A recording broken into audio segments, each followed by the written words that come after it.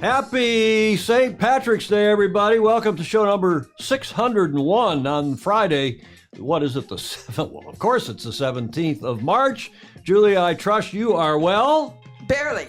Barely? What? Why only barely? It's a beautiful day. I mean, look at it. I've got the blinds open part way. It's such a beautiful day here in the Marina District in San Francisco, and it's a holiday. And you have a cocktail there in front of you. What's that cocktail? I have one too. We promised everybody that this drinking show with a sailing habit that we today would celebrate.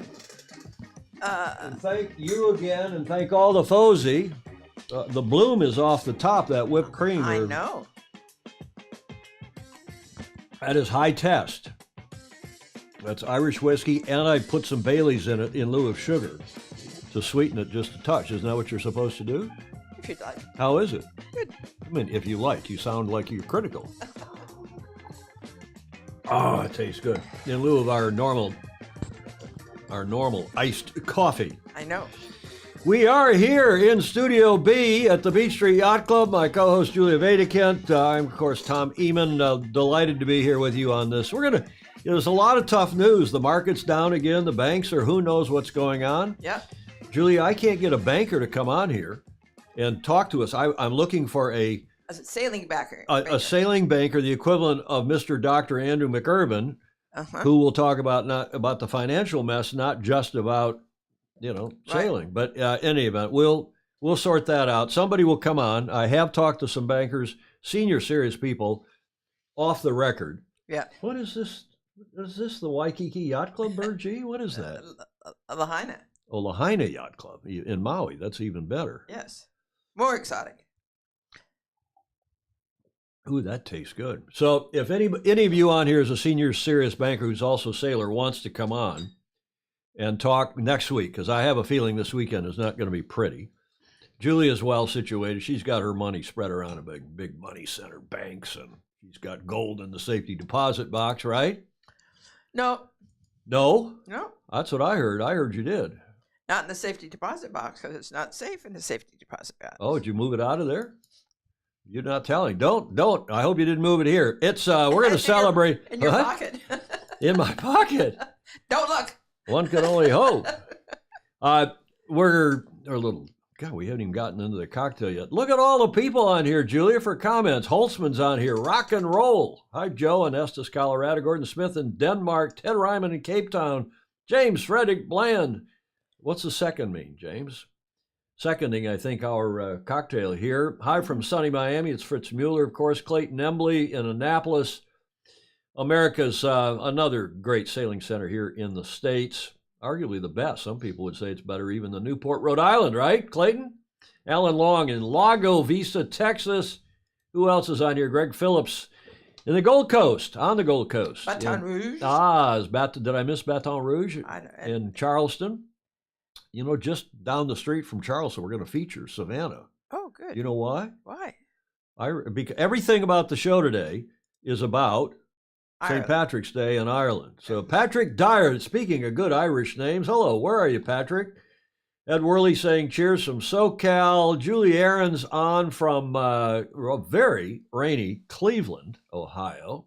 Douglas, James McLean, awesome. Yep, hi, Douglas. Doug, and Holtzman's up there, he says, at the top of the Rocky. Alistair Murray's up, and Adam early. It's not as early it's going to get down under for this show when they go off daylight summertime in Oz. David James is saying happy birthday to Julia. Dude, you have a birthday. I do. Tomorrow. What are you turning like I am 70, 17. right? 70. You feel 70. You act about 27. Yeah. Happy birthday tomorrow. Thank you. St. Paddy's Day today, your birthday tomorrow. Graham Sweeney, good evening from Shetland, from up there in Scotland. Yell. Doug, I love this show. Still living out at sea and want to stay informed. Thank you for joining us, sir. Jeff Kitson, hello from the Great Lakes, the state of Michigan. You got some snow flurries on there, my home state. I'm 2 drinks in for the show. Did you see that? Baton Kennon, a.k.a. Baton Rouge. Pedro's walking from curl to curl at Manly Beach, listening to the background. Hello, Peter. Peter Stevenson, a.k.a. Pedro Filing Sailor. Did you use Bushmills? Julie, we use Jameson's. Jameson. You sent some Jamesons down with your chief of staff this morning. Thank you for having that down. And I bought some Jamesons yesterday. So we now have not 1, but 2 bottles of Oh, Jameson. good. It's a long night. East Coast time, it's a layer in the dark. Guinness for me, please. James. J. Frederick is saying, drizzle some green cream, the month. Over that, Alan Long is saying, if you can't get a banker, you could get Master Baker. Depth charge, Irish whiskey and Guinness. James Mattress, I don't know what that means. Julia's gold was lost in a boating accident. Tier DeYoung in SoCal. Will Simpson in Auckland. Tom is Julia's gold. Julia is my gold. I'll tell you what, Stinger. Without Julia, we would be Crutonic. And I looked over at her just as we were going to air. And look at it. It's been a hectic morning this morning. And we got there about 20 seconds late. And I looked over and her headset wasn't on. And it's kind of your hair's kind of puffy. Look at you in the mirror. You got to redo that, Julia. You look like a crouton with there you go. Fix your hair. Yeah. We'll be criticized. At least you have a scarf on. Much better. Thank you. Happy birthday, Julia. My daughter's birthday too, Alistair Murray. Oh, that's nice. Give her my best regards. Doesn't he have a couple daughters? I think he does. Oh, happy birthday for Julie tomorrow. Ryman says, yep. Tybee Island, Clayton says, Georgia has the longest continuous St. Patrick's Day parade. You know where Tybee Island is? Where's Tybee Island? I didn't hear it. I stayed on Tybee Island during the 96 Olympics. Had a home, beautiful home. It's in Savannah, or just outside Savannah. I don't know that. The local population decided to forget about COVID and had the parade anyway. Happy birthdays are coming from all over the place. Yay.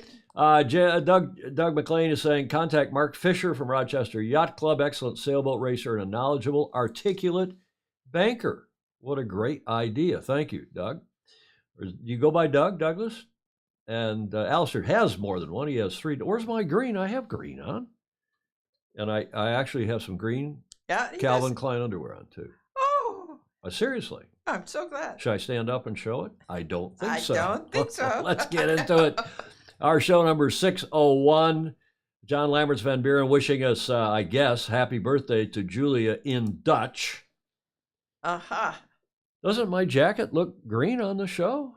It doesn't look green, but it does in person. Well, maybe I'll turn the lights up or something. Okay. Sorry, it is green. It is bloody well green. Boy, that cocktail is good, Julia. I have some just in honor of today. That's obviously photoshopped, although in Chicago in a minute you'll see a slide. Yeah. You know where that was taken? Obviously photoshopped. That is that's Sail Newport in the background. Oh, it Fort is. Adams, yep, with a nice southerly.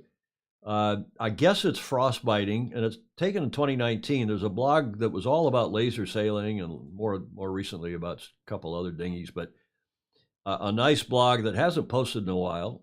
Proper Course blog, a 2019 photo at Sail Newport. Now, you know where that is? Chicago.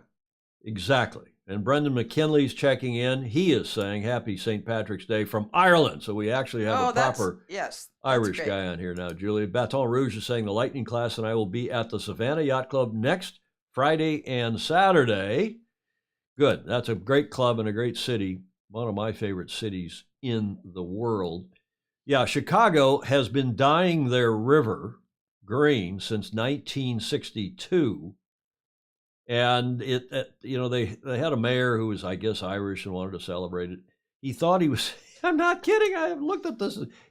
I thought he wanted to dye Lake Michigan green. And they said, that's not going to work very well. So let's dye the river. And supposedly it's environmentally friendly. If you visit Chicago during St. Patrick's Day, you'll undoubtedly witness one of the strangest traditions in this country, the river dyeing For 5 decades, Chicago has transformed the waterway into a shade of bright emerald green by dumping 100 pounds of, supposedly, environmentally friendly. Yeah, exactly. Dye right into the Chicago River. This year will mark the 61st anniversary of this unique event. David James wanting to know if that's Soylent Green. Clever man that he is.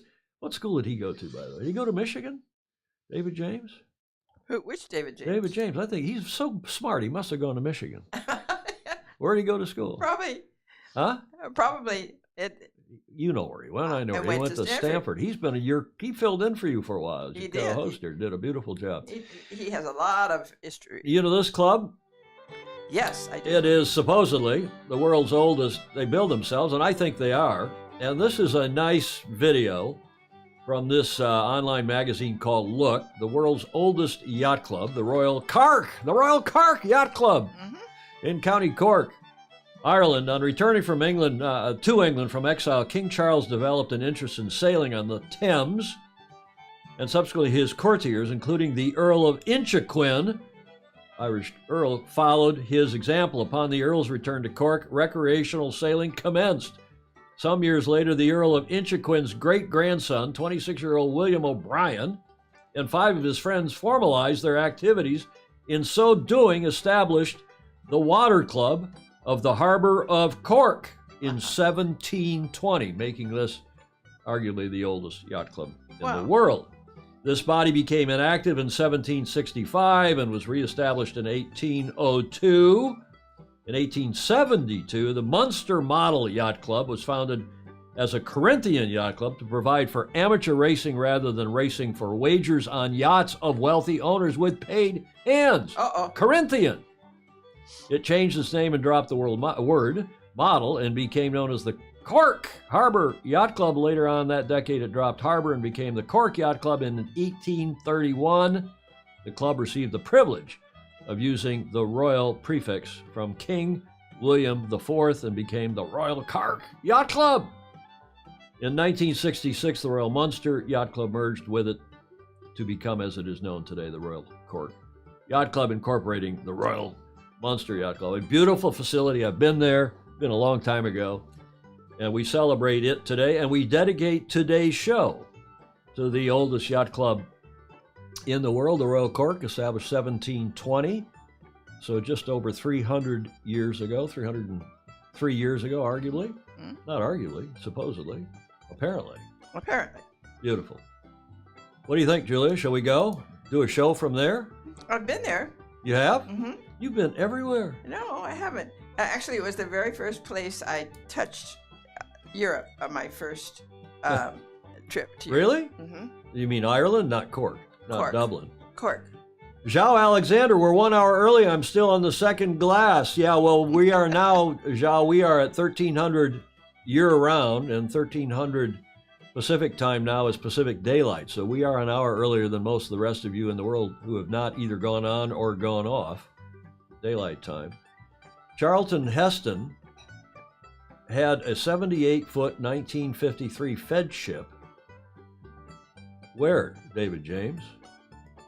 Where, David James? I don't want to leave that. I love that beautiful shots of this club, again, to which we don't dedicate today's show number 601, the Royal Cork Yacht Club. Now, speaking of Savannah, speaking of Georgia, speaking of Tybee Island, this parade down there is been going on for 199 years. I was going to ask everybody where, but we've now broken the code on that. In Savannah, it's the third oldest parade in this country after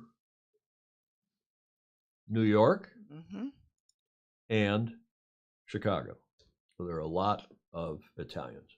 For some reason, a lot of Italians in Savannah, Georgia as well. And the tradition on this parade day. Italians or Irish? Sorry, did I say Italians? That's why we have you here.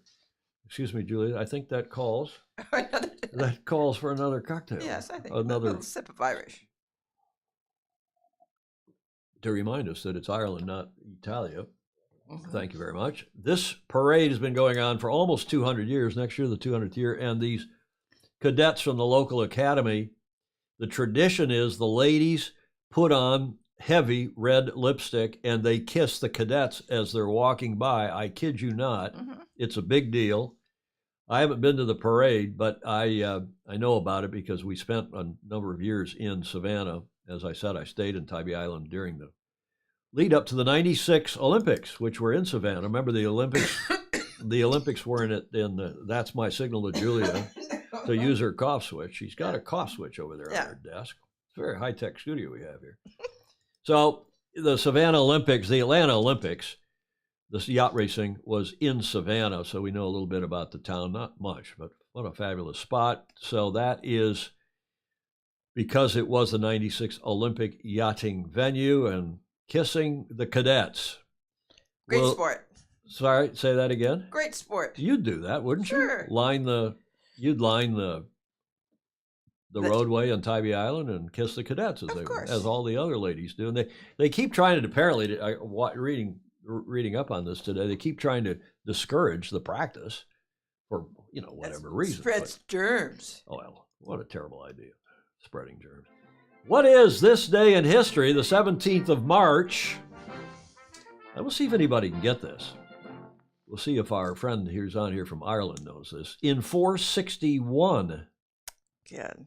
461. Julia, any idea? 461. No, not offhand. Well, while you all are thinking, John Lamberts Van Buren is saying the reason why the Royal Clyde named themselves the Model Yacht Club was because the Royal Northern, oh, well, there's some real history here. We got to get John on. He's offered to come on the show. We got to get him on. Italian food is better than Irish food, Julie Ahrens is saying. And Joe Alexander, cheers indeed. Are those poor guys finished yet moving all those big rocks around Stonehenge? Thank you for that joke. Yeah. St. Patrick was a Roman legionnaire. Yeah, we're going to get to that too, Graham Sweeney. Well done. What a smart group we have. The cadet in the picture is from the Benedictine Military School, my old school. It is an old tradition. Clayton Emily knows this stuff. You can't break ranks when a girl comes up to kiss you. Serious. I got to go back to that picture. I got to go back to that. Yeah. Thank you, Clayton. Yes. Oh, they are kissing on the cheek, no tongue, ergo no germs. Julie Ahrens, who's a self-proclaimed germaphobe like our Beach Street Yacht Club bartender, Alfredo Partibla. St. Patrick died is what David James is saying. He's usually got these things right, so we'll see. Christianity introduced to Ireland, not quite. Zen is dead. Okay. So, Julia, what do you think happened on this day in history? On the 7th, I'm playing the theme again, on the 17th of March, 461. Yeah, it could be the death of St. Patrick. Oh, here's the answer. The people around the world don their best green attire every March 17th to celebrate St. Patrick's Day. But there is a lot we bet you didn't know about Ireland's patron saint. To start with, St. Patrick wasn't even Irish. He was born around the 5th century in Britain, then part of the Roman Empire. At 16, he was kidnapped by Irish raiders and spent 6 years in captivity. He converted to Christianity and later returned to Ireland to spend the rest of his life working as a Christian missionary. After Patrick died on March 17, 461, he was largely forgotten until mythology and legend grew, and centuries later, he was honored as the patron saint of Ireland. According to one famous myth, Patrick drove all the snakes from Ireland. The story symbolized Patrick cleansing the island of paganism. There's just one problem. Ireland never had any snakes to begin with. The Emerald Isle is surrounded by water too frigid for snakes to migrate there, whether from Britain or anywhere else. According to another famous story, Patrick used the 3 leaves of the shamrock to explain the Holy Trinity. As a result, people in 18th century Ireland started wearing shamrocks on March 17th to signify their Irish Christian pride. That tradition later grew into wearing green clothing, a popular St. Patrick's Day custom today. Though shamrocks don't really exist, we know them as any one of several 3-leaf plants, such as wood sorrel or white and yellow clover. As important as St. Patrick is to Irish history, we bet you didn't know the tradition of celebrating March 17th with parades actually started in America. The parade tradition really took off after the Great Potato Famine hit Ireland in the 1840s, sending hundreds of thousands of Irish immigrants pouring into New York, Boston, and other American cities. The first record of a St. Patrick's Day parade in New York dates to 1762, when a group of Irish soldiers serving with the British marched a few blocks to a tavern in Lower Manhattan. Today, it's the largest and longest St. Patrick's Day parade, boasting close to 200,000 participants and nearly 3 million spectators each year.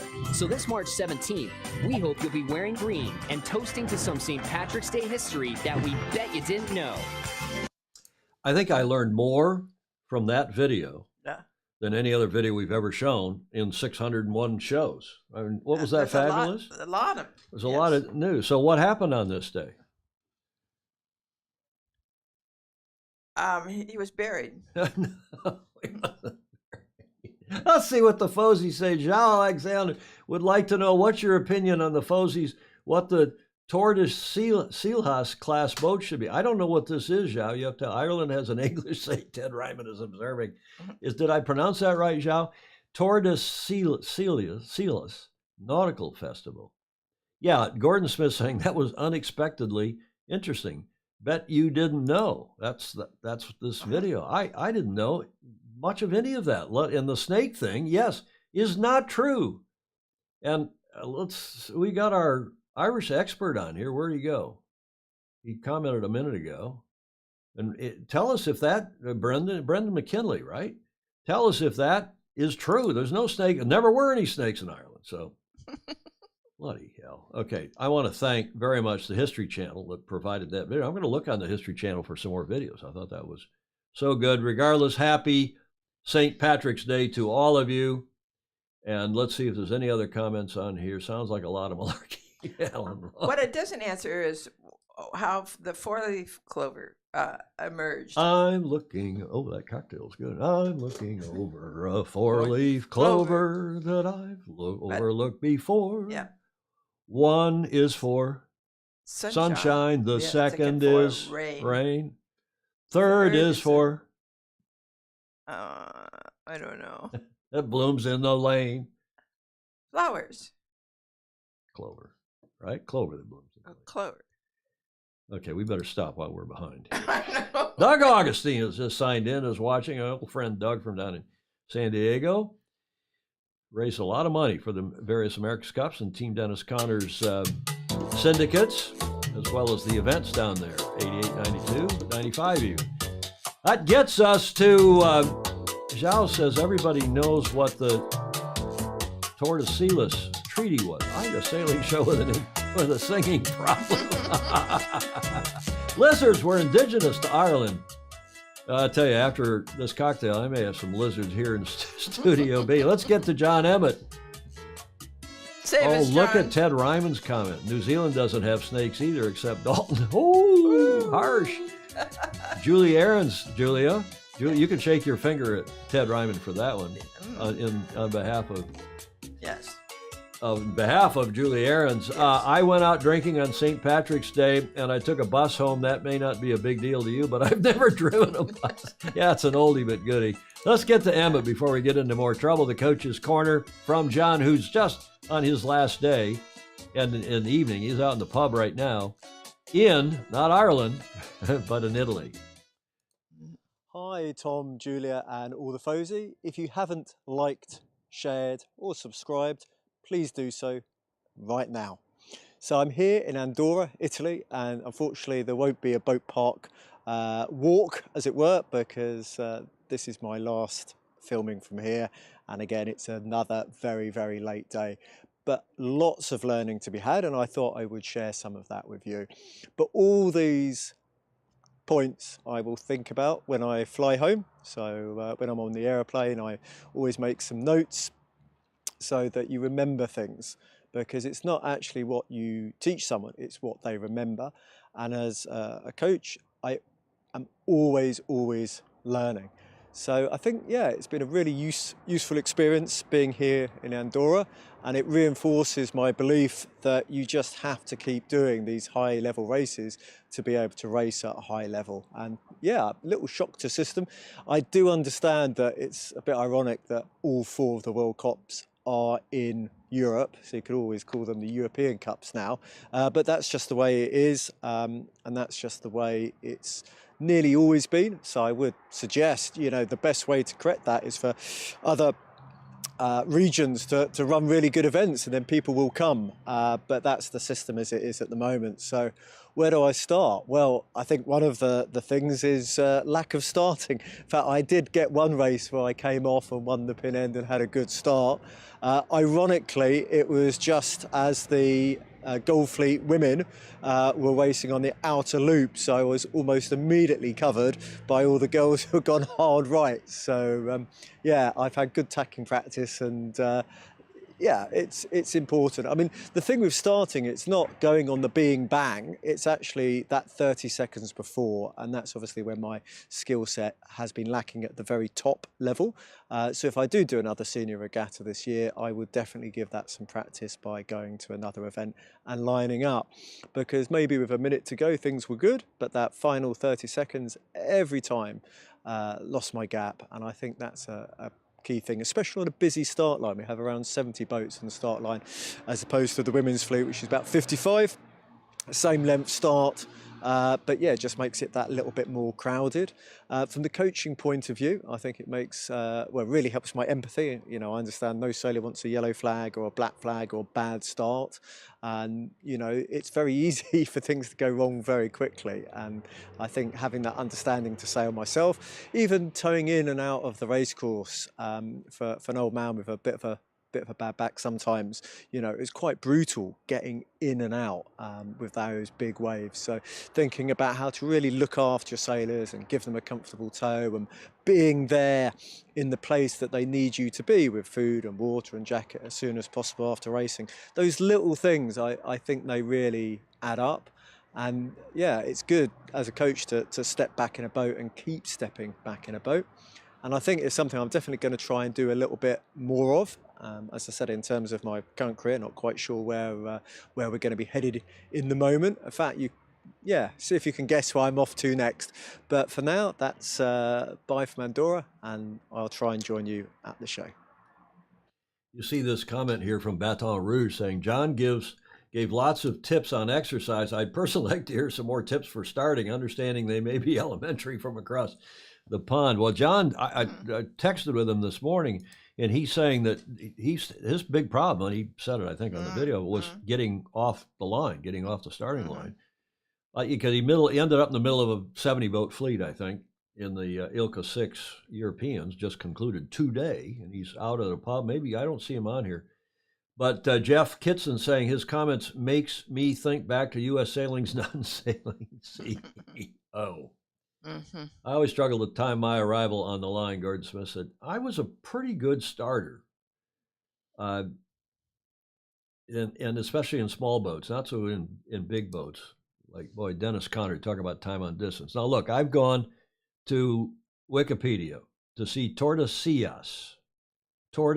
Now I see that it's a couple different ways with an H if it's Portuguese, or S, or a double L if it's Spanish. It's a town in Spain. You see it there? Location in Spain, over there on the right. And it was built on the hill. It was the bulwark of the defensive line during the Reconquest. Wow, that cocktail is good. In 1262, it received its charter from Alfonso X, the Wise. And the town began to be favored by the royal family, yada, yada. But here's a couple paragraphs down. And I think this is to what several of you are referring, including Fritz Mueller. The Catholic monarch signed the Treaty of Tordesillas, if you're speaking Castellano, with the Portuguese crown in 1494, so 2 years after Columbus set out, which established the line dividing the globe between Spain and Portugal for colonization purposes. This affected the Portuguese and Spanish colonization of the Americas. So that is an interesting little tidbit. Mm-hmm. Miss Julia, as your chief of staff calls you, Miss Julia. Miss Julia. I hear the race management at Andorra was terrible, Alistair Murray is saying, resulting in the sailors having a sit-down 1-hour protest. John, I don't know, is John on here? Neil Collingridge, oh yeah, he is on there. Yeah. Neil Collingridge house party with, so he's at Neil Collingridge, who's there. Probably Neil sailed as well, his daughter probably did. Every day is a school day, Emmett is saying. Mm-hmm. Oh, I am having trouble talking. And it's not the cocktail, I'll tell you what. I was talking in the middle of the night at 2:30. I was texting with guess who? One of our Fozy is on here in Philadelphia. Uh-huh. Mary June Savansky and I were texting at 2:30. Why are you awake? You got a show. I said, you tell me. I was trying to find somebody to come on and talk about banking on the East Coast. They made even a great movie about it, The Mission, with Robert De Niro years ago. I think Fritz was talking about this Tordesillas Treaty. Okay, well, you learned something new. And Collingridge is saying, now I've got no idea what you're talking about, John. No, I'm not there. I'm in London, all hitched up, ready to go to Ibiza. They're all headed to Weymouth because there's a big regatta down there this weekend. Mm-hmm. Speaking of which, that is where John is headed. He didn't say so in his video, but I checked in with him, texting back and forth. The UKLA, the United Kingdom Laser Association Spring Qualifier 2023 is at WPNSA tomorrow and Sunday. And that WPNSA stands for the Weymouth and Portland National Sailing Academy, for those of you who are not Brits. And that's where John is headed, although he's not sure he's going to get there in time to go yacht racing tomorrow, because you got to fly tomorrow morning, I guess. As John likes to say at the end of his report, please share to your own Facebook and YouTube pages.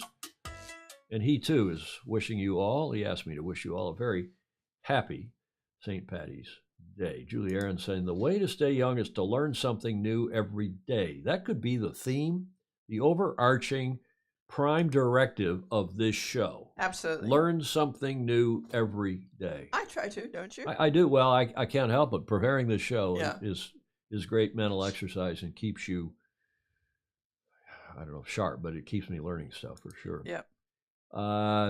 First warning signal 11:55. He'll get there. Well, good, John. I hope he does. He must have an early flight tomorrow. Let's get on to the main topic of today's show, which is, of course, the American Cup boat race, AC37 Cup date. And before we get to Auckland for the sad news, and it is sad news, I don't, believe it or not, I have no schadenfreude about what's going on with the RNZ. They've got serious problems financially. I think they'll recover from them. I hope they do. But before we get into that, let's tell you about this venue. Speaking of Spain, so this is not only Ireland Day, but it's Spain Day. This is the town in Catalonia, Vilanova i la Geltrú.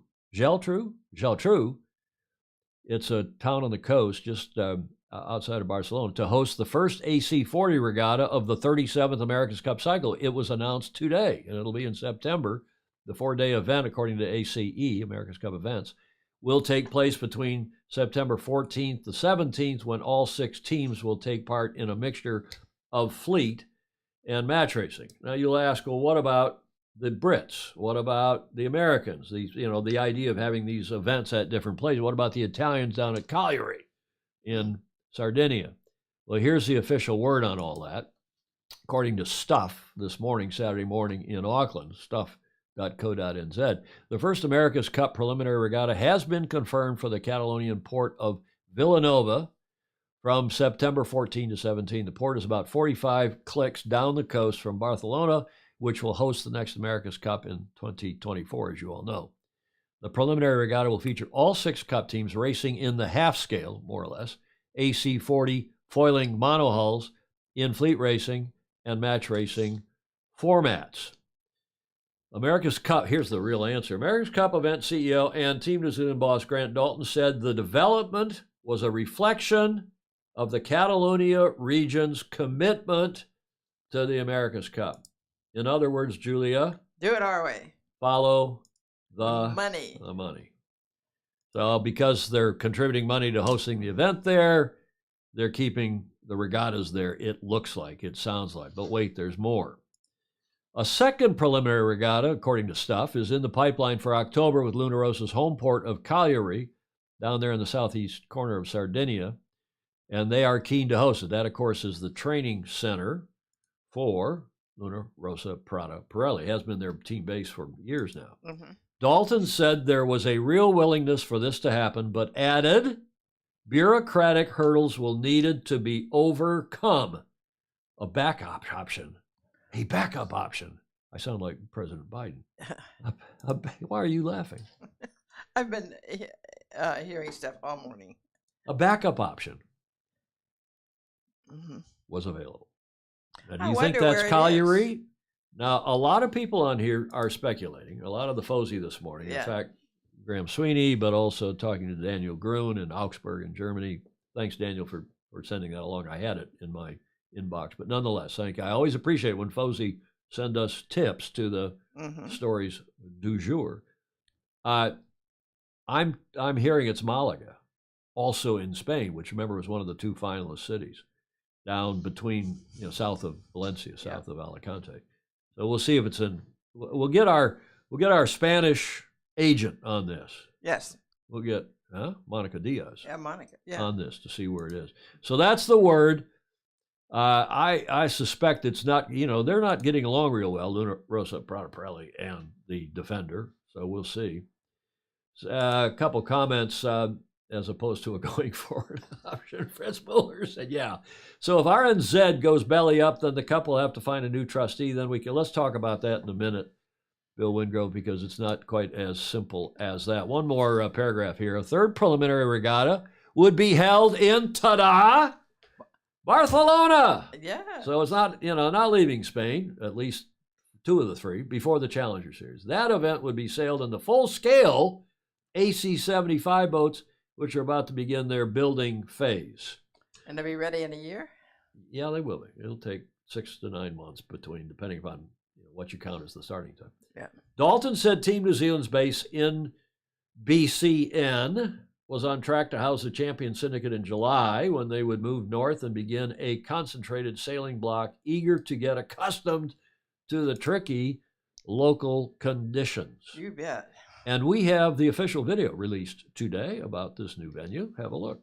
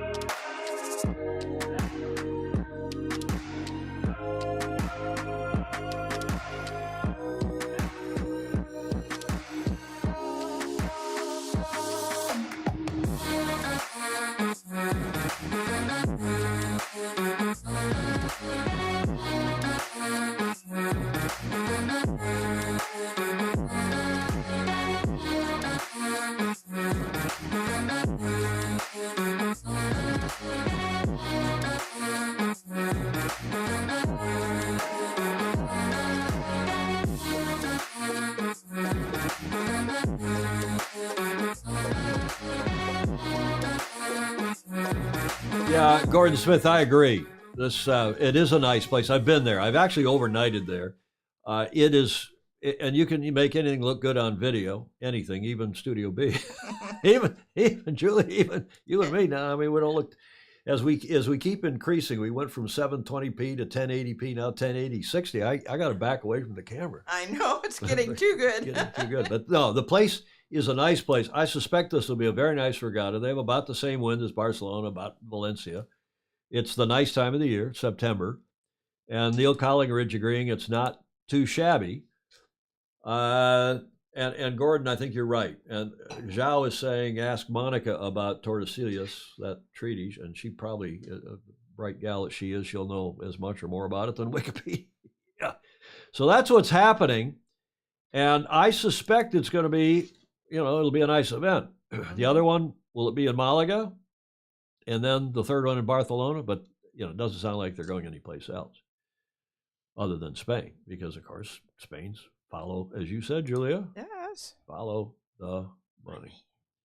Okay, now we're going to get to the serious part, the kind of the title phase of this, and that is they had a meeting Thursday night for the members at the RNZ, and they told the members, now I've heard from 3 different members, senior serious people at the club, and they've all said, confirmed to me, essentially the same thing. Right. So I've got some notes here.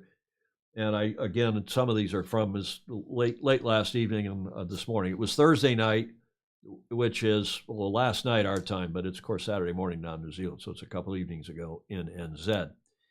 The members were told that the club, after suffering a $1.6 million loss since May of 2022, they're seeking a financial bridge over troubled, here we go singing again, troubled water. And here is the latest. By the way, I had to look that up. You know who wrote that song and sang that song? Yes, but I've forgotten. Neil Simon. Oh, yeah. The Posey. I was going to put the lyrics in. In fact, I had in the show notes at the top of the show, because it talks about sailing in that show. Right. Bridge over troubled, and it's bridge over troubled water, singular. All these years, excuse me, I thought it was bridge over troubled waters, plural, but it's not. It's bridge over troubled water. Oh, I didn't know that either. What's the name of the group? Not Neil Simon. Thank you, Clark Shaven. Paul Simon. Mm-hmm. What's the name of the group? Come on, Simon and Garfunkel, right? Yes. And Mr. Garfunkel's first name was Art. Arthur Garfunkel. What a great group. Right, and great musicians, great. Absolutely. Really poets. So bridge over troubled water. So here's the deal. Club's got about 3,000, give or take, members. They've apparently lost 800 members since the Cup went to Barcelona. Now, part of that is COVID. Part of it is because people joined. Part of it to join for the last Cup, and then with the Cup gone, they said, why do we keep doing this? So, right. They were maybe, but apparently another 400 members are leaving, or at least threatening to leave. And these aren't junior members who are paying the lower rates. These are senior serious members, some of them lifelong members, people like Sir Michael Fay and others. And they've had a huge loss, and they've got a big trading loss month to month in the F&B, the food and beverage. Yeah. Because members aren't going there. There are fewer members, and they got a big problem. And they told the members that on Thursday night. In fact, the problem, as we told you, we broke the news here on the show a week and a half ago. Yeah. They are appointing a committee headed by somebody from KPMG, one of the big financial accounting firms in the world, to look into how they're going to keep the place alive. It's solvency is the issue. Yeah. They may have to go BK. They may have to hopefully not close the doors. Yeah. I certainly hope not. I wouldn't wish that on any. This is a prestigious club. It's been around since what, 1721? A long time. No, not that long, but it's a long time. I don't know, Fritz Mueller, about equity members. I don't know how that works.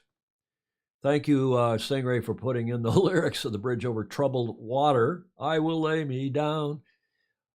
That's a lot of membership for any club to lose, Ed Worley is saying, and Ed is right. So I was going to run this Photoshopped slide, but I thought it was disrespectful. And because, again, we don't wish this on any club, that they be washed over, that they would be liquidated. It's a terrific club, been around for a long time, since the 1880s, right? Yes. And we'll talk about Challenger of Record, Bill Wingrove, in a sec, and all that kind of stuff when I get. I don't want to even show that anymore because it bothers me. I love the clubhouse. I love the club. We've had a lot of fun there. They've done a terrific job over the years. I mean, they've won the Cup and then lost the Cup and then won it back. No other club has done that. Yeah. not New York, not San Diego. So it's quite a deal.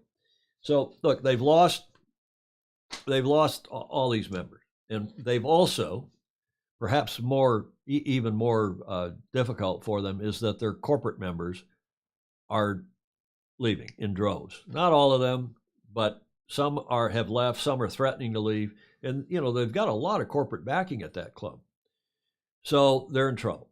Mm-hmm. Hopefully, they're going to just They told the members either they've got to reorganize and figure out a way to go forward, or they're facing liquidation. They're facing administration, as you would say in the Commonwealth. We'd say bankruptcy here in the States. And God forbid that happens. They have this facility, a really nice retreat up at Kawa Island we told you about before. I've been there, a fabulous spot. The facility apparently is going to be closed, at least in the interim, while they cut back other activities at the club, including racing. It used to be 4 or 5 nights, 6 days a week. They're cutting it back to 1 or 2 days a week. The youth academy is in trouble. I think I used the word strive last night in the show notes when I promoted this, and I meant strife, obviously, but they are in serious strife. Mm-hmm. And they're striving, I think, to stay out of strife, as I told Stingray this morning, who pointed out my typo.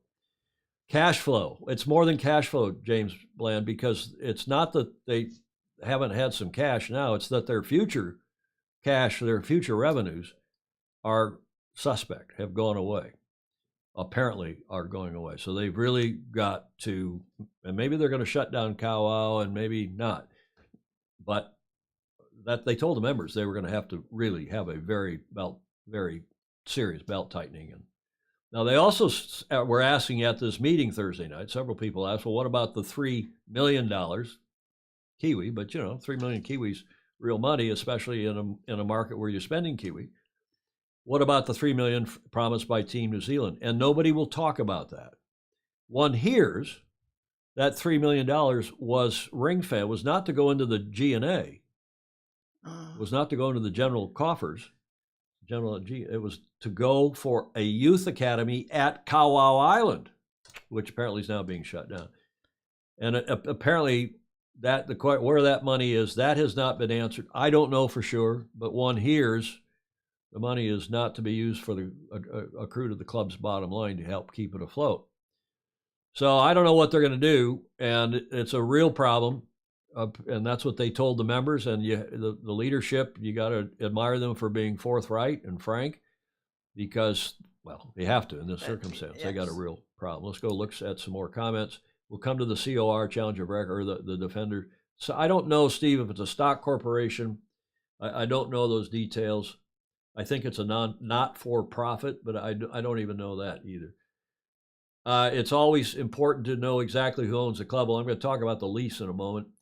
I am sure the laws are different in NZ, but in the U.S., once the process begins, the nonprofit must, to the extent possible, stop doing business and wind up its affairs to pay its debts and liabilities out of its remaining assets. Well, I think, David, they've burned through half of they had a $3 million cushion. And I think they have to curtail activity so they don't accrue more debt. Yeah, Ed, we've talked about that, BK or liquidation. Yeah, there is a big difference, Steve Atkins. I understand that. Alistair Murray has some good news. He's saying they'll be fine. Members will find a way. Interesting, though, that membership is struggling. Large clubs in Oz have all boomed through COVID. St. Francis, for one, Julia, has done pretty well here. Yeah, but they've been working at it, too. They have been, but there's some problems over there, too, with F&B and people not coming as people are tightening their own belts. Right. I think my spending over there has decreased by... Yeah.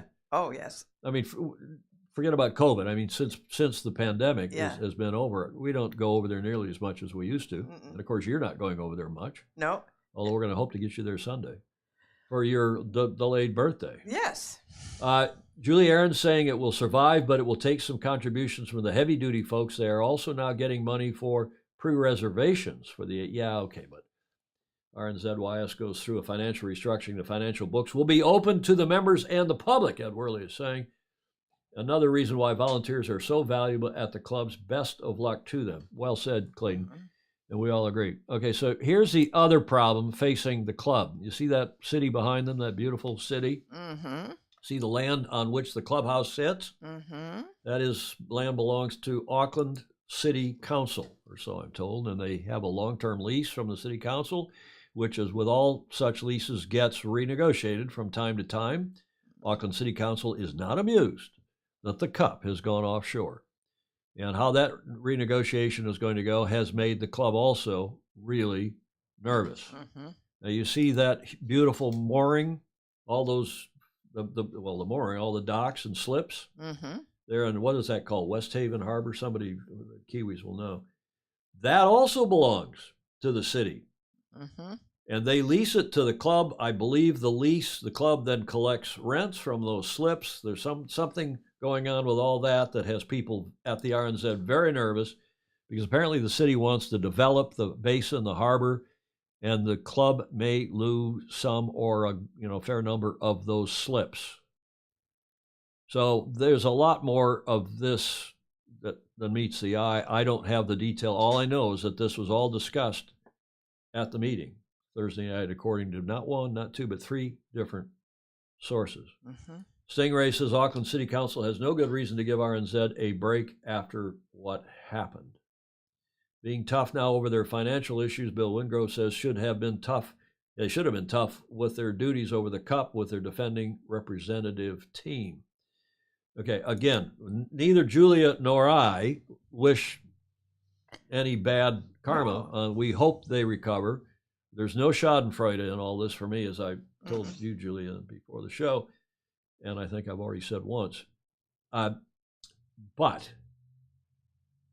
they made a big mistake, and a bloody, God forbid, if the war in Europe gets worse, and then for some reason the Cup doesn't go forward. But trouble. Now, what about the deed of gift? What about the status as the defender? Everyone in New Zealand can relax. I've had this question from a lot of you, and I've checked with deed experts, including the esteemed Hamish Ross, with whom I texted on this topic. The deed says that if a club is no longer willing or able to act as the defender, willing or able, and I'm paraphrasing, if they are, then the trusteeship goes to another club in that country that is willing to take it on. And I think there are probably 100 clubs or more in New Zealand that would say, of course we'll take it on, and we'll have to renegotiate with Mr. Dalton and Emirates Team New Zealand. We'll figure out how to do this. So I don't see there being much of a chance that the Cup trusteeship, even if RNZ were to fall into the harbor today, and if it were to be liquidated and go belly up, I think that would end up being. Why are you laughing? You thought I was going to say something else? Yeah. I could just see it going back to GGYC. Well, that's if no other club in the country is willing to take it on, that is the trusteeship, and run the Cup, then it would go back to the previous trustee, to the Golden Great Yacht Club here in San Francisco. That's all we need. I'm not sure Golden Gate would want it at this stage. They probably would, like any club would. Who wouldn't love to have that event? So that's, as far as I know, that's what's going on there. I certainly hope they get through this. The Mercury Bay Stingray is saying. Graham Sweeney, RNZ must have some deeper issues. They had a difference of opinions after the Cup, and it hasn't gone away. It is a sad day when such an historic club has not been able to come together to save the club. Have the Rats already? Well, that's the question. I think a lot of the senior series people, the wealthy people, have already left. So, Alistair, you're saying they'll survive. I hope you're right. But Ed Worley, if RNZ walks away from the Cup, then Dalton and TNZ will be in a pickle, and all contracts with Spain would be void and dead. Well, maybe not. I doubt it. Baton Rouge, so Auckland didn't want to invest in the Cup to Dalton standards, but they see the value of the club's real estate. Interesting. So that investment would be kosher. Maybe this will teach a future trustee not to sell out to the highest bidder for a venue for a defense. Bill Wingrove, always with wise comments, down in Tampa, Florida. Michael Fay, Michael Fay did resign from the club. I think so did Jim, our lawyer friend down there. Remind me his name. He's been on the show. I'm having. I need more cocktails. I want to Farmer, James Farmer, and he's no longer QC.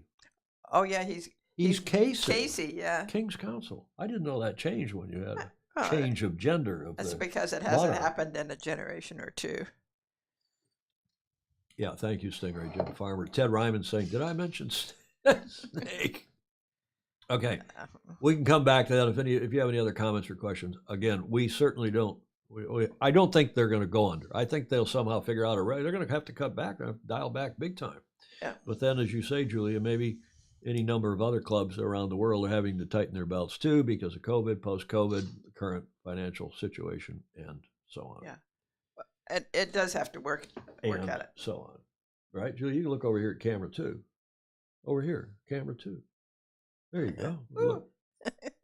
And I can even move camera 2. You're a little out of the shot. Here, we have these new fancy PTZ cameras. They are really cool. Yes.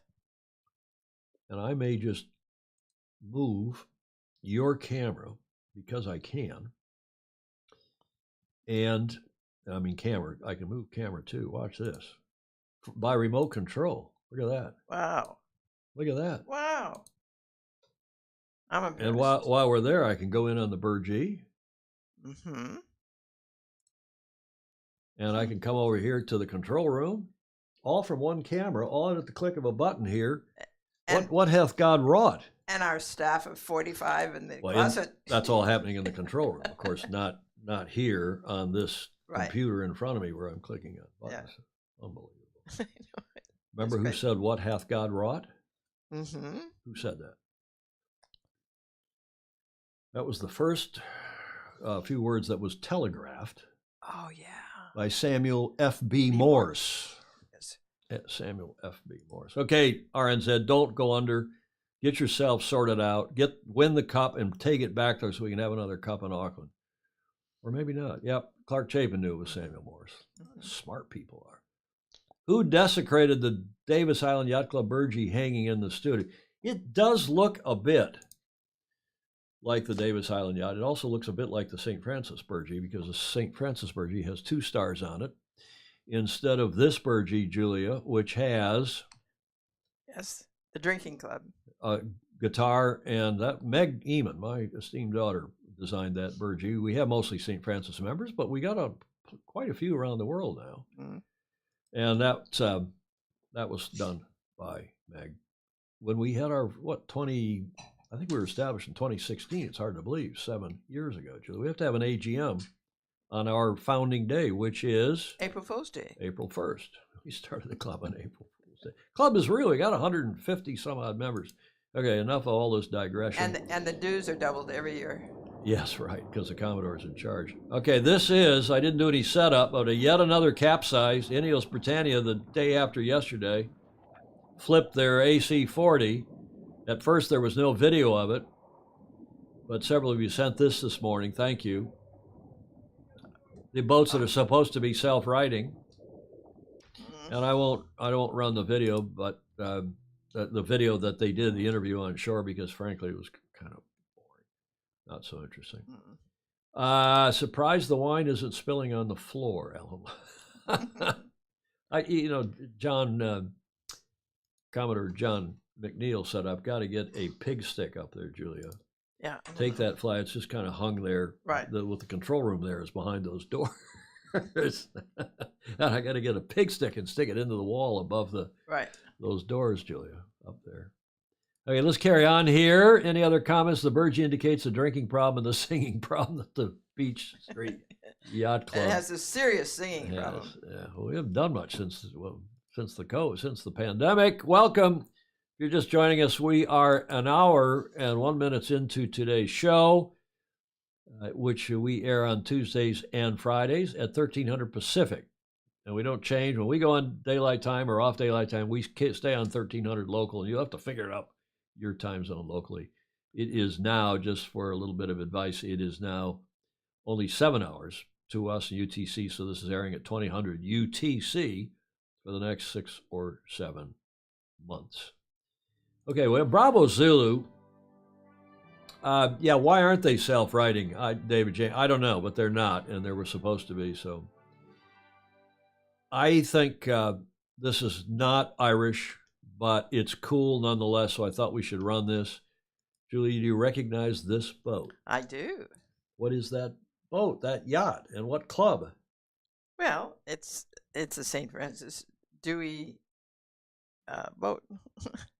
It is a J-22, Yeah. one of the 3 new J-22s for the St. Francis Yacht Club fleet, donated by our dear friend and fellow St. Francis member Darlene Hines in honor of her late great husband, Commodore Dewey Hines, hence the name of the boat. That boat will be commissioned, christened if you're a Christian, commissioned if you're not, or trying to be ecumenical. It'll be christened on April 30th, which is opening day on the bay. Apparently all 3 are going to be commissioned at the same time. And that helps bring the fleet up to snuff so they can use it for the Casa Vela. Remember when we had James Pleasance on? Right. And the first of the 4 women's match racing events in the women's world match racing tour is going to be here at St. Francis in what? Sometime. Yep. Is that in April or May? I can't remember now. April comes to mind. I think it is in late April. It's a J-22, Alan Longnose. So we got 3 more new ones, thanks to Darlene Hines donating a new one. And there's a couple other club members have done the same in honor of the late, great Dewey Hines. Ed Worley, do not self-write because the computer's vapor lock and the crew cannot control the positions of the foils. Oh. Yeah, thanks, Gordon Smith. Gordon and I were texting back and forth, too. He's in their video, they said that they had lost control of one of their foils after the capsize. The capsize was user error, they admitted. That is true, Gordon. Thank you for that. Cedric Lorch, I, as you know, Cedric, I'm not a fan of daylight. I don't care if it's daylight time or standard time. I just don't like the switching. Lock the clocks. And in Arizona, they don't have it. Is it? They don't. All of Arizona stays the same. So too Hawaii, right? Right. Hawaii stays the same, and half of Indiana. Half of Indiana. Well, Indiana's kind of like Michigan. You really want to be on New York time for the markets, and they used to, in the old days, for the train schedules. Yeah. Because the trains came out of New York, the New York Central Railroad. But these days, you're really in the central. You belong sun time in the central time zone with Chicago, so that half of Indiana doesn't switch. That was another digression. Get us off this switcheroony stuff every spring and fall. Spring forward, as we did last Sunday. Okay, show number 601. We're into the second hour. We got quite a bit more news here. We have an apparent lead change in the ocean race. As you all know, they're now south of New Zealand, or most of you will know that are at least following the race, south of New Zealand. Mm-hmm. And that's what's going on in among the 4 boats that are going across to Itajaí on this 12,000, almost 13,000 mile leg. But yesterday in Cape Town, the boat that had to turn around and go back is fixed, supposedly, hopefully. Guillaume Environment has left yesterday afternoon to sail, as we told you. Yes. To sail to Itajaí across the Atlantic. It's they have departed yesterday afternoon after completing, I think they meant, critical repairs. The trip to Itajaí is expected to take between only 12 and 15 days, so they should be there by the end of the month. And the next start isn't until sometime down the road, sometime mid to late April, I think. Mid-April, anyway. Now, as usual, we have a video, shoreside video, as they were leaving. Have a look.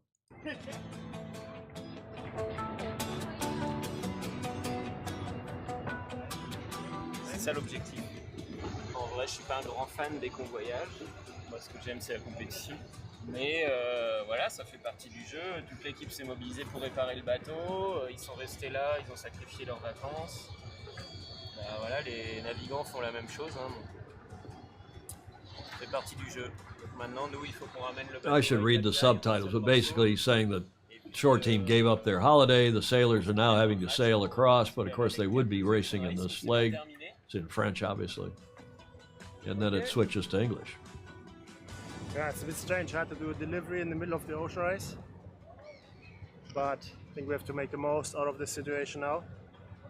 So I think we try to be as careful as we can, test a few things to make sure that the boat is ready to be pushed hard, and then just take it easy and just deliver the boat to the other side of the Atlantic to Brazil. Bon, là, on a de la confiture. We've got jam, we've got peanut butter, we've got chocolate. Deux bisous la Transat. This is my first transatlantic, so it'll be nice to share it with them. Avec eux, en mode convoyage. In convoy mode, safely. Voilà, tout simplement, je pense. I don't know what that means. Who's they sending a support boat along with him? Just having fun, enjoying the moment at sea. Andrew, I wonder where Andrew is. I guess maybe there's a boat going with them. They said in convoy mode, and I don't know what that means. Maybe It could be with each other. with who else, though? There's no other boat going. Oh, The other four are going across, that's right. right around the other way. So I don't know who else is going with them in convoy mode unless it's one of their support boats. Okay, well, you know they're headed to Itajaí, this pretty beautiful town where Julie and her late husband have been on the east coast of South America in, of course, Brazil. This is where the boats were a couple hours ago, and this lead change we've been telling you about, it's not in any of the material that not in the video we're about to show you, but Team Malizia here in this graphic is showing 1.4. Let's see if I can get the glare reduced here. 1.4 nautical miles. I'll go back to the graphic. You know what I'm pointing at.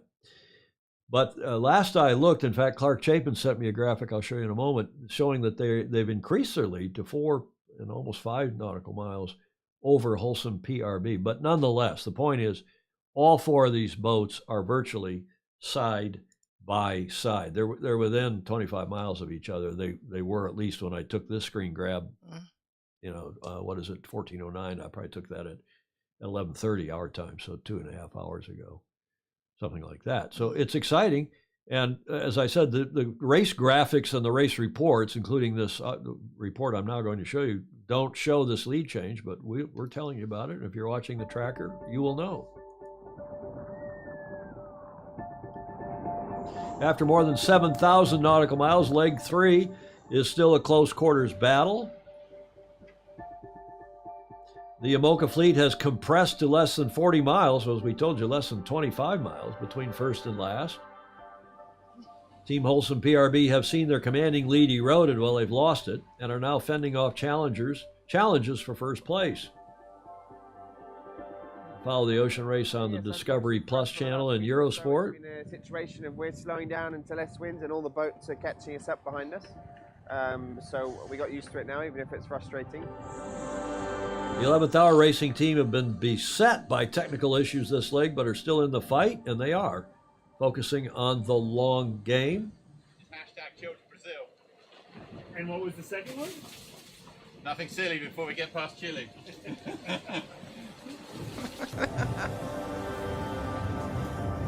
I'd love to see these guys. I haven't seen American team, but I'd just like to see Charlie Enright and co.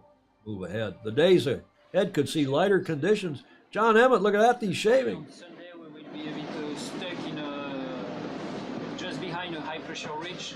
Nicholas No one Lundven, can move forward. Malizia, now the We have to leader. wait for the wind building from behind us, then restart again. He looks very much in control. He does. Beautiful video for today's race report from the Ocean Race. And then Clark Chapin, just before we went to air, sent his latest graphic, which is more up to date than the race materials. And they are making a lot of miles per day. They are incredible. They're a little lighter air now, but you can see on this graphic that Clark sent that Malizia now has crossed ahead of the progress line of Wholesome PRB on, this is the 19th of March line, so this is the 17th today, 17th of March. And they're only, 5,500 nautical miles, and they still have another 6,000 to go, right? Something like that, a lot of miles to go. No, they got more than that. So here's the Cape down here, and then there's still 2,000 miles from the Cape around up to Itajaí. So it's really tight. Mm-hmm. And that Clark's chart's got them only 21 and change miles, nautical miles apart from 11th hour to the top, the leader now, the new leader, Team Malizia. Any other comments? Clark, did I get that mostly right? Can the yachts in the ocean race see the positions and data from the other yachts? Yes, Edwarley, they can.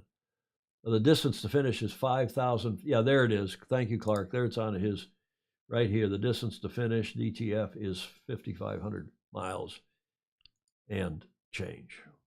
Thank you, Clark. Well done. Appreciate. I'm a wordsmith. Clark is an engineer, and his graphs are fabulous. They really are. Thank you, Clark. Clark Chapin. Past Commodore of our little home club in Michigan, a superb race officer and a great racing sailor still to this day.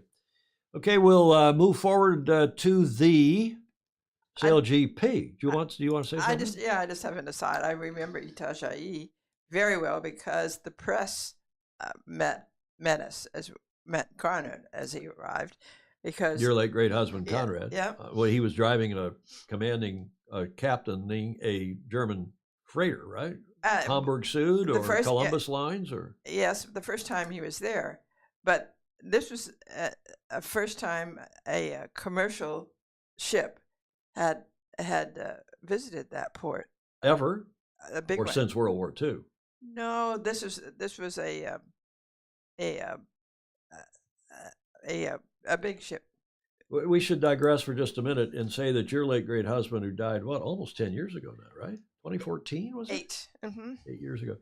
And Conrad, who was just a peach of a guy, nice guy. And I met Conrad and Julia over at the bar at St. Francis Yacht Club when we got back here for the Cup to start getting ready for the 2013 Cup. So that was 10 years ago.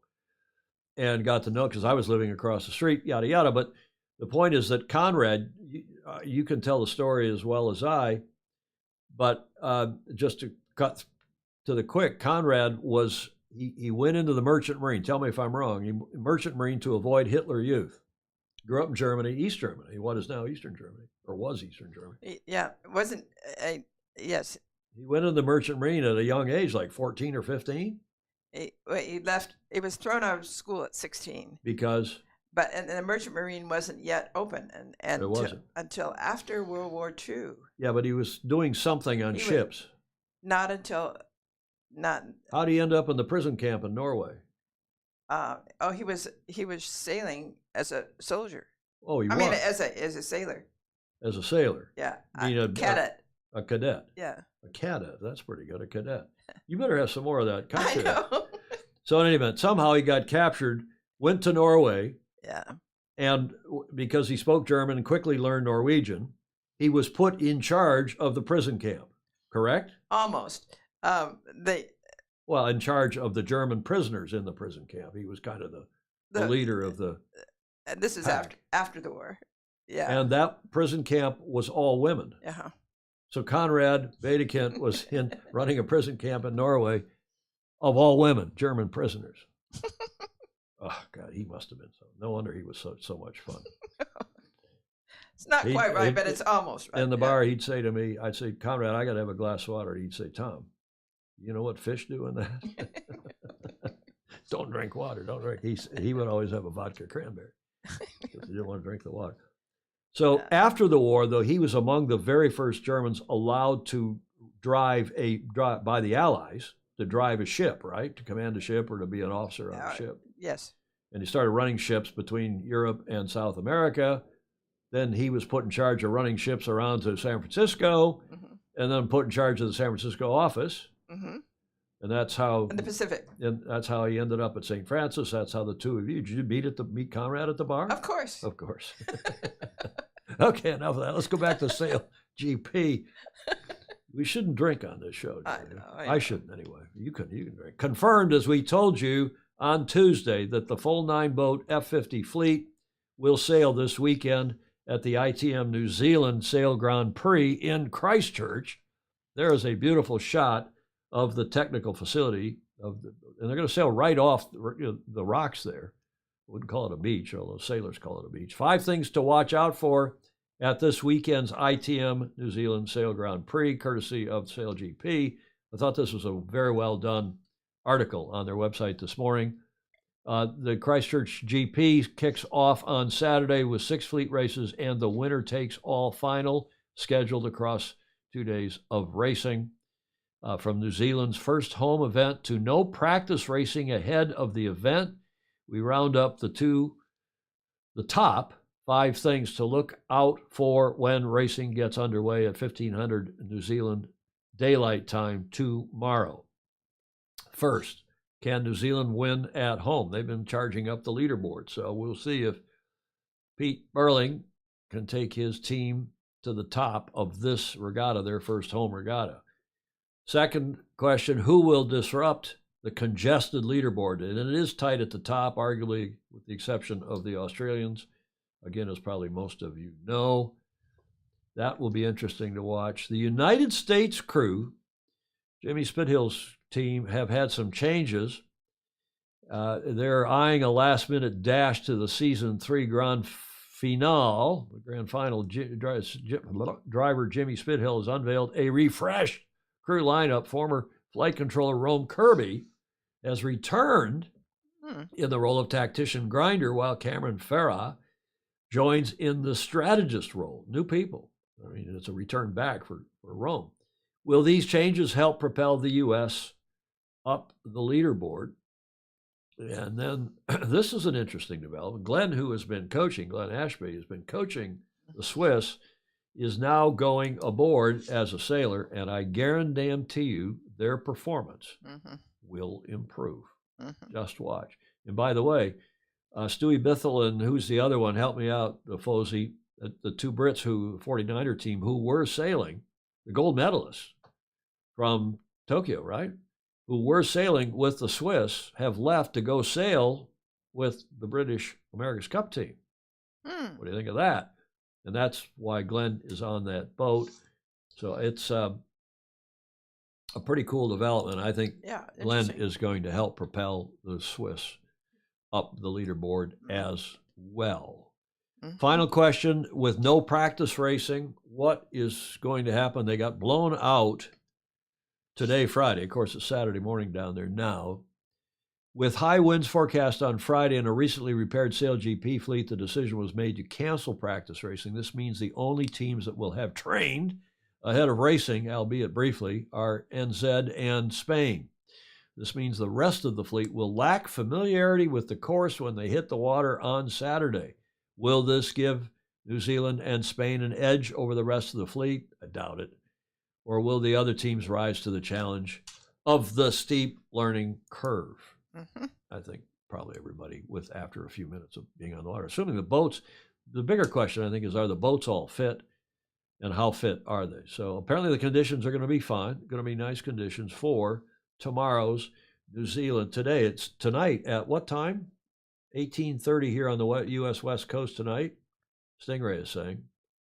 Is that right? 18:30 minus 1, 2, 3, 4 now. 14:30. That's correct. So 18:30 tonight, free to air on their YouTube channel, the New Zealand Sail Grand Prix, the ITM New Zealand Sail Grand Prix, to tonight and tomorrow night here on the West Coast, this Saturday the 18th, Sunday the 19th in Christchurch. Should be a good event. We'll be watching. Will you be watching, Julia? Yes, part of it.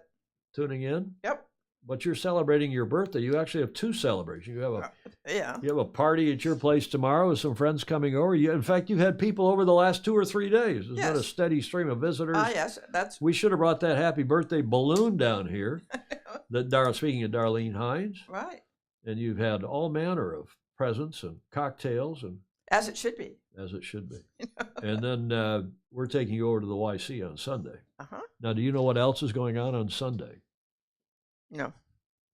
It's the 19th, and I didn't put any slides in. Who knows what's going on the night? Yeah, we'll have an Irish toast to Julia's and her birthday tomorrow. Julia? All right. I don't like that shot, the 2-shot when we're doing toasting. You know, it's more. This is better on camera too. Yes. You know what else happens on that? Where's Monica Diaz when we need her? tomorrow, the 19th, is Las Fallas. It's the conclusion of the Fallas week in Valencia, Spain, the fireworks week. And that will conclude, sorry, not tomorrow, on Sunday, the 19th, the big Rites of Spring festival that's been going on for hundreds of years. And, you know, the first year it's fun. Second year it's kind of, oh, man, do we have to suffer through that again? The third year, after, you know, we lived there almost 9 years. Third year, you leave. You get out of Spain. Because even out in the Pueblos, they do it. Not only downtown Valencia, but that is Sunday, Las Fallas. If you haven't been, go. But if you have been, take a chance to go someplace else. Ooh, Lahaina Yacht Club. I thought we were supposed to use some other kind of I couldn't cups. find them. Your lady brought these down. I had some others. She said, no, Julia says you got to use these. So, Well, you know me, I don't argue with you. yeah, no, Except don't when argue I'm with trying to her. get you to put your headset on before the show. Yeah. No, it isn't the ones I was after, and I couldn't find them. Too many people have been rearranging my glasses. Well, you got to talk to your chief of staff. Yes. F1 in Jeddah on Sunday. Yes, that'll be fun to watch. F1 returns, right? Is that the first or the second one of the season? That's how much I know. Okay, God, I can't even make up a proper sentence. David James will not be amused. My mother will not be amused. And we should take a quick moment to wish my mother a speedy recovery. She's had Absolutely. a bit of a setback after she got clear of COVID. She came down with pneumonia.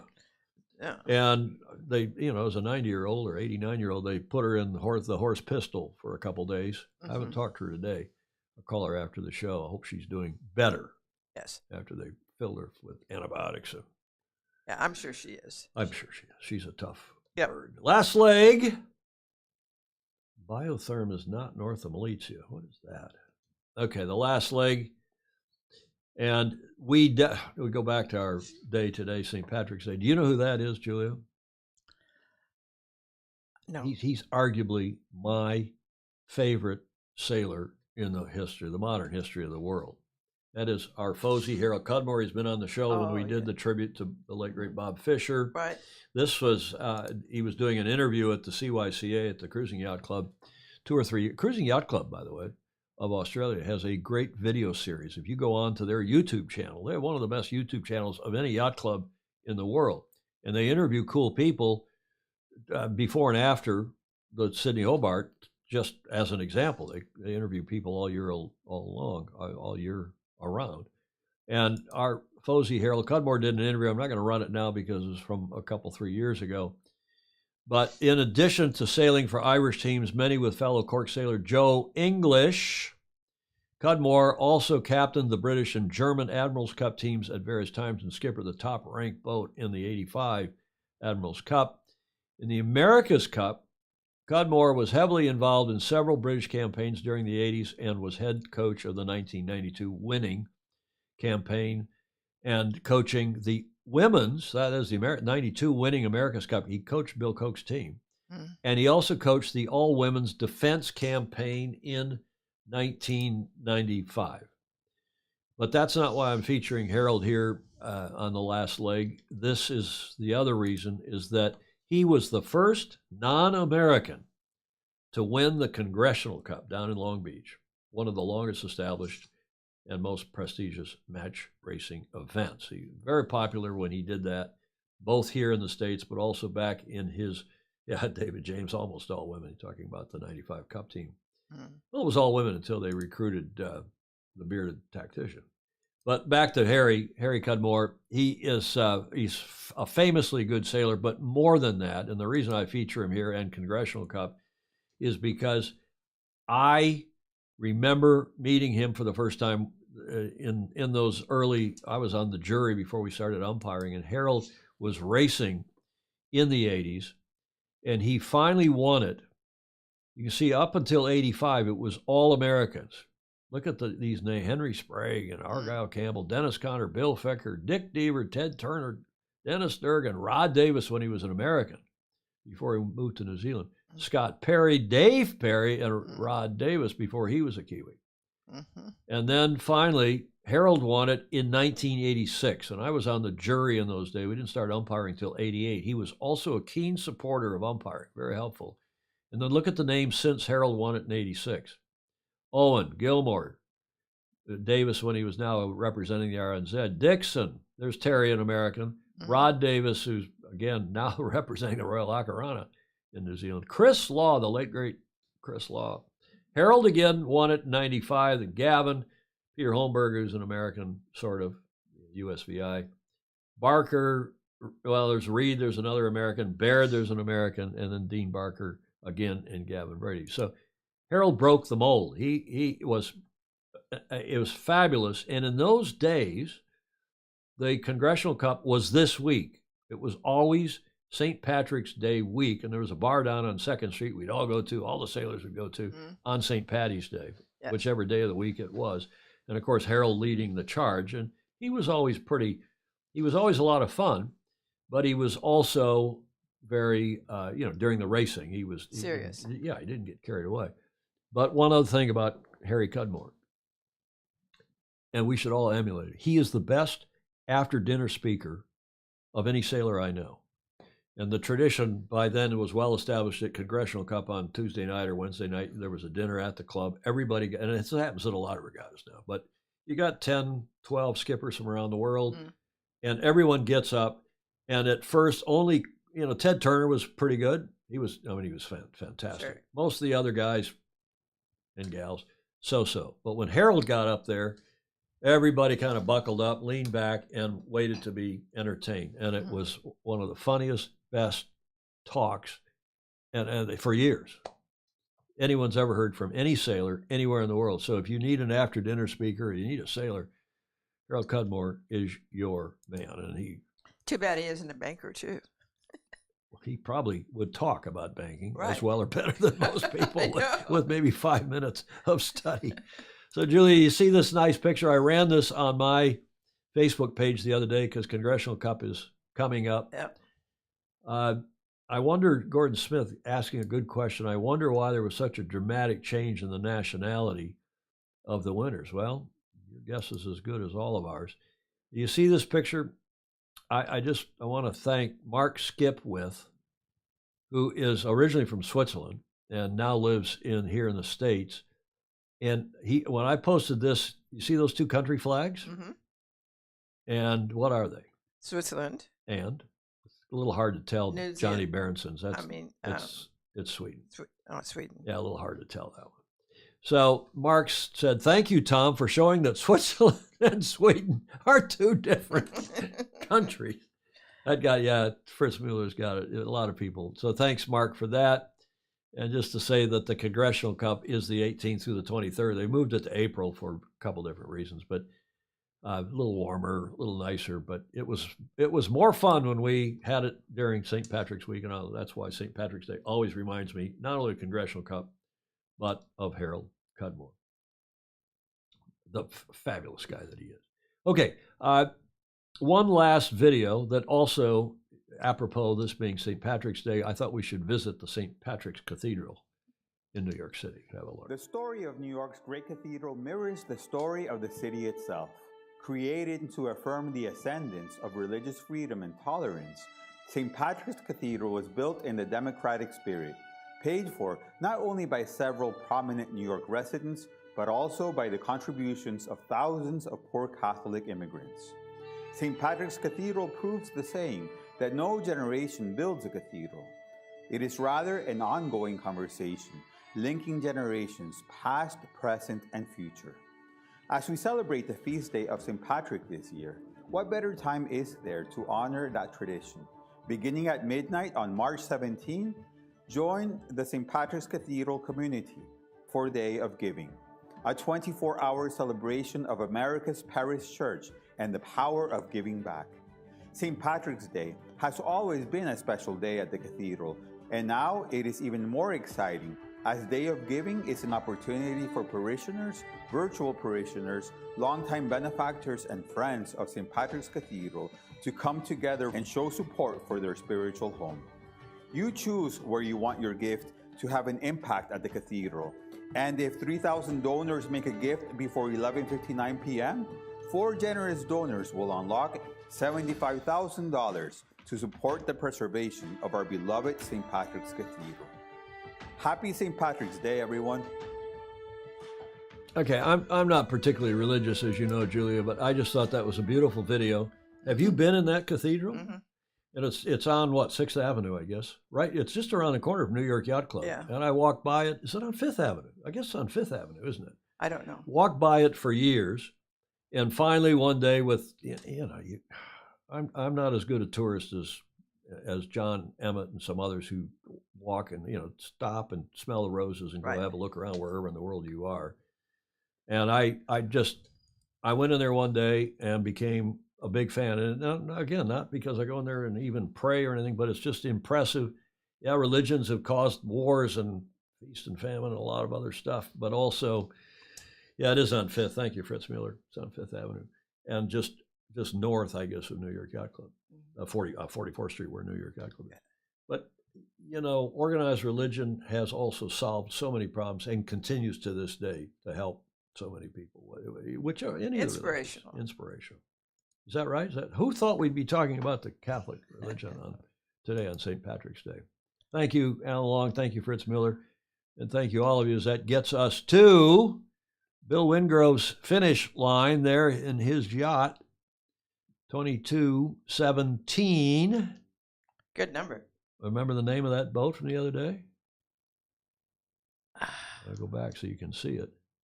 Pigs in Hiding. Oh, yes. Remember the children's book? We talked about that the other day. Thanks, Bill, for that picture. Christopher Howell from the Davis Island Yacht Club, and gets us to Whiskey Tango Foxtrot. That should be Irish whiskey today, Julia. Well, it is. Huh? It is. Thank God we got through this in one piece. We still have some singing to do, though. Oh, we do? Yeah, trust me. Stingray sent this. And you have to have the drinking show with a sailing habit. Stone Age wine pairing. If it tries to eat us, serve with red. If it runs away from us, serve with white. That's pretty good. That's pretty good. Thank you, Stingray. Thank you for that. Stingray up in Seattle, of course. And then, since it is Irish, what will we do with the drunken sailor? Early in the morning. Way hey and up, way hey and up she rises early in the morning. Shave his belly. The rusty razor. Shave his belly. If I had a nickel for every time I have played this song on the guitar at some drunken sing-along of sailors somewhere in the world, yes, I could buy you another couple, 3 of those drinks, and maybe a few bottles. Put him in a longboat till he's sober. Early in the morning. Okay, enough of that. Yes. And that probably requires, we need an evacuation plan in this from Joe Holtzman. Here's the evacuation plan that he said he saw in some building somewhere. Run. That's probably what you all need to do now is run away from this show. That should be the theme song for SI.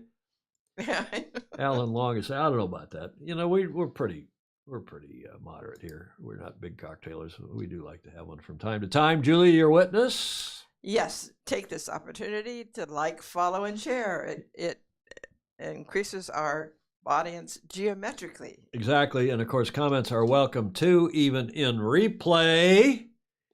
At this point, we always like to thank those of you who are patrons already and urge those of you who are not to join us for $1 a month or $5 or more. Patreon.com/join/Sailing Illustrated, or send us a mug, like the ones we've got back here from various people, from Andrews Pindar.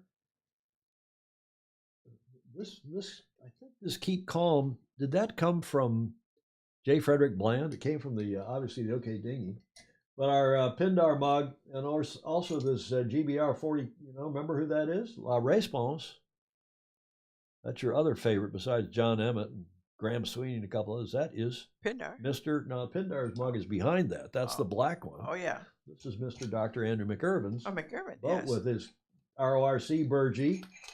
Oh, yes. Crossed with the Royal Yacht Squadron Burgee. Stingray is sending us a new mug that probably, I'm not sure we can put it here on the stage, but we will.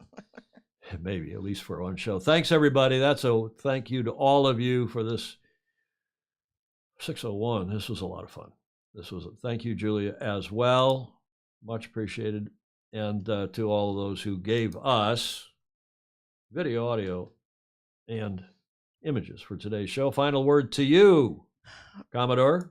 Oh, we have to learn to enjoy every day and learn something every day and remind ourselves of that every day. Alan Long is running out to feed the horses. Thank you for all the 601st, no, not 600,000, 6,000 first. Yeah, wonderful fun. And what a great group of people we have here today. We thank you all very much. And of course, we hope to see you on Tuesday. I have to look up at my calendar to see what day it is. It's Friday today. Hope you have a great weekend. Sail fast, sail safe, and have fun. See you Tuesday. Ciao for now.